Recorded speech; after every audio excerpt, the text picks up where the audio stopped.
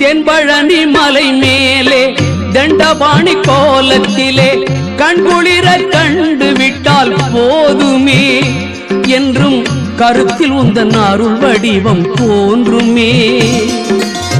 தென்பழனி மலை மேலே தண்டபாணி கோலத்திலே கண்குளிர கண்டு விட்டால் போதுமே என்றும் கருத்தில் உந்தன் அருள் வடிவம் தோன்றுமே.